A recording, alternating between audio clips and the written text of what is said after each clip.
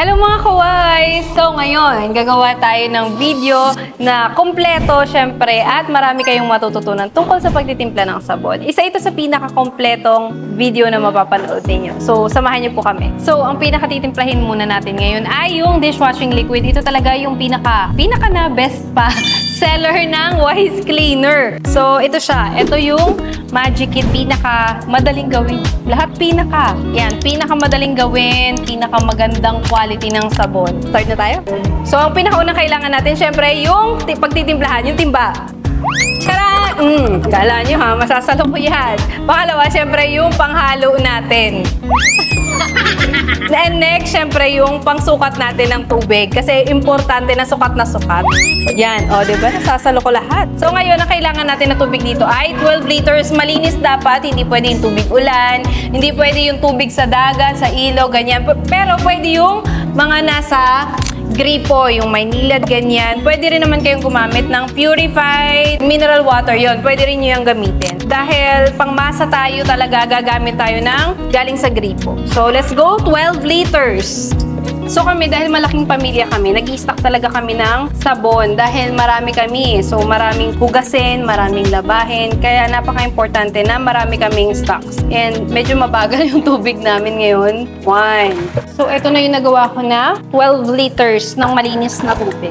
So, kailangan yung timba nyo medyo malaki. Hindi pwedeng maliit kasi nga magkukulang yung tubig. Alam nyo ba, na kapag nagkulang yung tubig nyo, lalabnaw yung mixture natin. Anyway, so itong Magic Kit, kailangan natin siyang i-shake. Yan. Kasi nga meron pang ganyan. Shake lang natin yan bago natin ibuhos dito. Itong Magic Kit, premix na yan eh. Magkakasama na sila, haluin mo na lang. Kuha lang ako nito. So, kumuha din kayo, mag-ready kayo ng tasa, ganyan, o kahit tabo, ganyan. Maghiwalay lang kayo ng kaunting tubig para pangbanlaw natin dito. So, bubuhos nyo yan.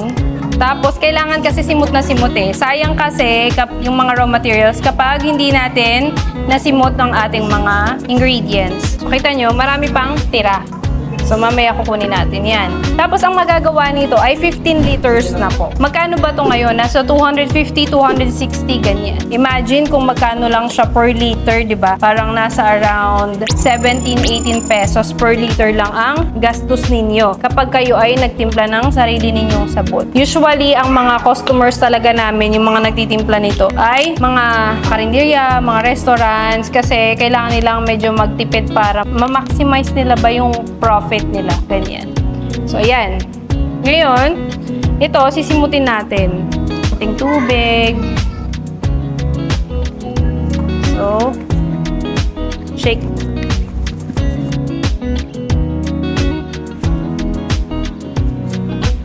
Ngayon, yung mga lalagyan, tabi muna natin to kasi pwede natin yan siyang i-reuse. And kung gusto nyo pang simutin, go lang. At hahaluin na natin to. Ngayon po, ay didiscuss ko sa inyo, alam nyo po ba na meron talaga kaming original na DIY kit. Ito po talaga yung pumatok sa market. Hindi lang pang business, kundi pang personal use. Kung saan, hindi siya ganito eh. Hindi siya yung parang bubuhos na lang. Isa-isang raw material siya, magkakahiwalay na medyo mahaba yung process niya kasi magtutunaw ka pa, maghahalo ka pa. Yon. So, i-discuss ko siya maya-maya. Ganun lang siya kadali. Sobrang easy. Malapot na siya at medyo mabigat na siyang haluin. Kayang-kaya nyo yung gawin sa sarili ninyong bahay. Especially na kapag may crisis, may pandemic, napaka-importante na meron kayong stocks ng mga panlinis. Ngayon, kailangan kasi natin tong ipahinga. Kapag halong-halo na siya at na-make sure nyo na natunaw nyo na lahat ng binuhos natin kanina, papahinga muna natin to ng around 3 to 5 minutes. So, habang pinapahinga natin siya, meron akong ituturo sa inyo. Tabi natin. Ayan. Ngayon, meron kami talagang original na DIY kit. Ito talaga yung naging bestseller, nag-trending at pinakamarami naming sales dito sa Wise Cleaner. Ito yung original namin na DIY kit kung saan yung mga raw materials natin ay hiwa-hiwalay na nakapack. Hindi siya magkakasama kagaya ng mga nasa bote kanina. Yun kasi ay pre-mix na. Mas pinadali na namin yun.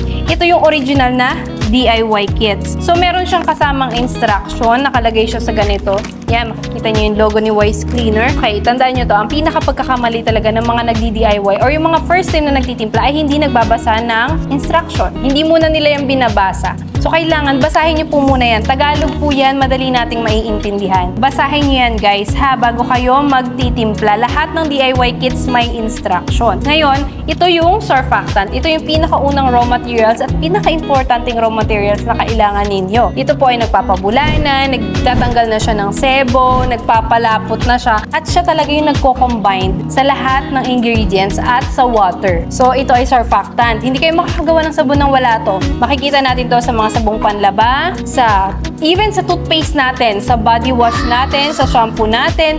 Yan, makikita natin to dahil ito ay ginagamit sa lahat ng klaseng sabon. Ito ay SLES. Ang pangalawa naman, ito yung tinatawag natin na SLS or Fortified Bubble Booster. So ito, dagdag lang to, pangdagdag bula at pangdagdag ng ganda ng performance na ating dishwashing liquid. Kasi syempre tayong mga Pilipino gusto natin mabula. Pero alam niyo ba sa ibang bansa ayaw nila ng mabula? Kasi nasisira yung mga machines nila. At the same time, sa mga factories, ganyan, sa mga fast food, ayaw nila ng mabula. Pero tayong mga Pilipino, go for the go tayo dyan. Ngayon, ito ang ating premix bottle. So marami ng laman to na raw materials. Magkakasama sila. Nandito yung pantanggal natin ng sebo.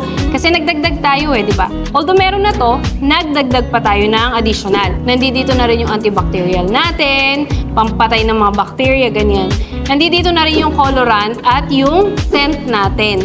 So, yung colorant at scent ay optional lang kung gusto ninyong maglagay. Kasi, merong mga ayaw ng colorant at ng scent kagaya ng mga water refilling station, ng mga fast food. Ayaw nila ng may color at ayaw din nila ng may scent. At pinakahuli, ito ang ating thickener. Ito po ay industrial salt. Marami akong video na nagtuturo ako tungkol sa iba't ibang klaseng mga raw materials. Pero ito po, napakadami niyang use. Pampalapot siya, tapos preservatives na din siya. Napapahaba niya yung buhay ng ating dishwashing liquid. So, lahat to, pinagsama-sama natin yun kanina sa 3 bote. So, magkakasama siya. Ngayon, bote kasi yung packaging namin. Pero, sa ibang panahon, nakalagay yan sa malaking pouch. Sama-sama doon. Share ko lang din sa inyo yung mga na-experience ko na madalas na pagkakamali ng mga baguhang nagtitimpla. Unang-una, yung tubig.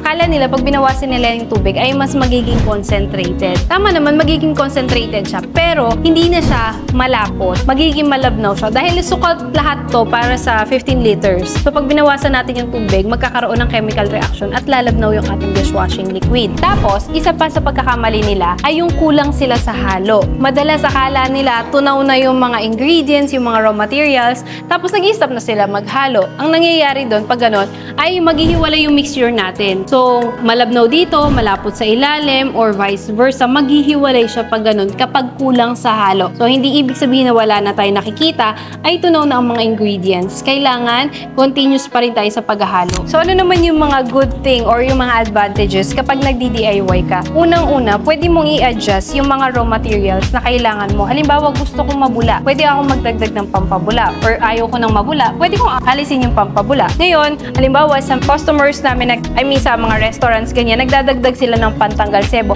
Pwede nilang i-adjust depende sa preference nila. At ang maganda pa sa pag-DIY kits, syempre, sobrang affordable na makakamura ka talaga. Okay, ngayon ipapakita ko sa inyo yung consistency ng ating tinimplang dishwashing liquid. Again, ito po ay 15 liters to 16 liters ang magagawa. Ito na po siya. Actually, hindi pa siya malinaw kasi dapat yung magiging clear po Pero dahil bagong timplang pa nga yan, so medyo marami pa siyang bula and mag-evaporate yung bula. Tapos, doon magiging clear na siya. So, ito, sobrang lapot. Ayaw niya na nga tumulo, ayan tagal. Ayan, dyan yung makikita na napakaganda ng quality ng ating dishwashing liquid. Yan Ngayon, ite-testing naman natin yung kanyang performance. So, meron ako ditong punch. Malinis po ito. Kuha lang tayo ng paunti. So, tara pupunta tayo sa lababo.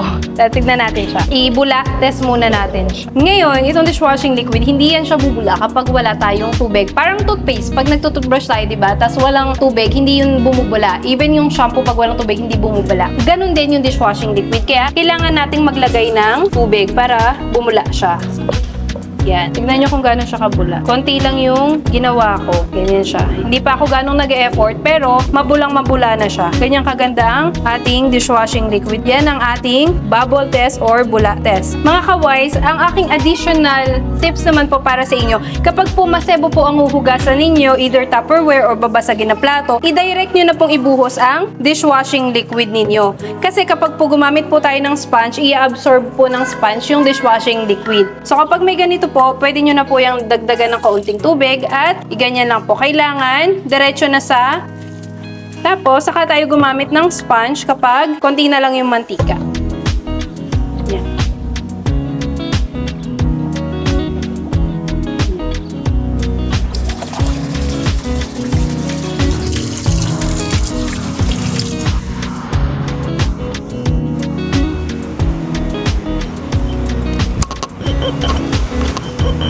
So, yun yung mga dapat nyong i-check kapag magtitimpla kayo, yung quality, kung gaano siya kabula, gaano siya katindi sa pangtanggal ng sebo. Ngayon naman po ay sinasalin ko na po sa bote ang ating mga dishwashing liquid. At eto na nga po ang ating nagawa. Nakagawa po tayo ng 15 liters po ng dishwashing liquid. Ngayon, pwede nyo po itong i-stock ng 1 to 2 years basta hindi po siya directly nakabilad sa sunlight ay matagal po ang magiging buhay ng ating mga sabon. Yun lang po mga kaway. Salamat po sa panonood and tandaan po natin, hindi naman natin kailangang maging chemist para makagawa tayo ng mga ganitong sabon. Ang kailangan nyo lang po mag-follow sa aming Wise Cleaner Facebook page or sa aming mga accounts para marami pa po kayong matutunan. Abangan nyo po yung mga susunod pa po naming video. Salamat po sa Diyos!